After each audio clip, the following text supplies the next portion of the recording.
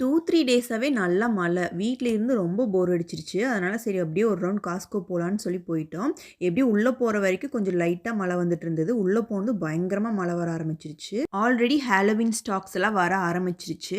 அதுக்கு முன்னாடி வந்து இந்த மந்த்ல வந்துட்டு புக் வீக் பரேட் இருக்கும். ஸோ புக் வீக்குக்கு வந்துட்டு கிட்ஸுக்கு தேவையான ட்ரெஸ்ஸஸ் எல்லாம் கொஞ்சம் கலெக்ஷன்ஸ் வர ஆரம்பிச்சிருச்சு. நாங்க ஒரு ரவுண்ட் சும்மா போய் பார்த்துட்டு இருந்தோம். நியூ காஸ்ட்ல இருக்க காஸ்ட்கோல இப்பதான் கொஞ்சம் கொஞ்சம் இந்தியன் திங்ஸ் எல்லாம் வர ஆரம்பிச்சிருக்குது. நான் ஃபர்ஸ்ட் டைம் பிளாக் கார்லிக் பார்க்குறேன். ஜிஞ்சர் கார்லிக் பேஸ்ட் கூட இந்த வீக் தான் நான் ஃபர்ஸ்ட் டைம் பார்க்குறேன்.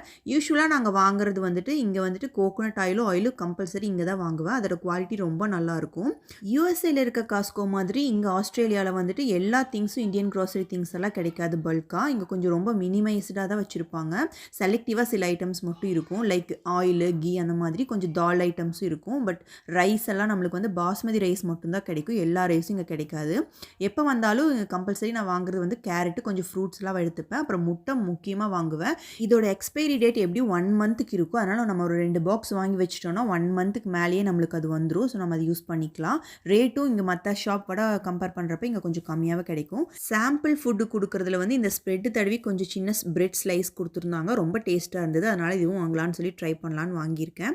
ஸோ இன்னைக்கு கொஞ்சம் மட்டும் தான் திங்ஸ் நெறையலாம் வாங்கல. கொஞ்சம் திங்ஸ் மட்டும் வாங்கியாச்சு. பில் போட்டுட்டு வெளியில வரையில இன்னும் மழை நின்ன பாடில்ல. நல்லாவே மழை பெஞ்சுட்டு இருந்தது. அதோட சவுண்ட் நீங்களே கேட்டு பாருங்க.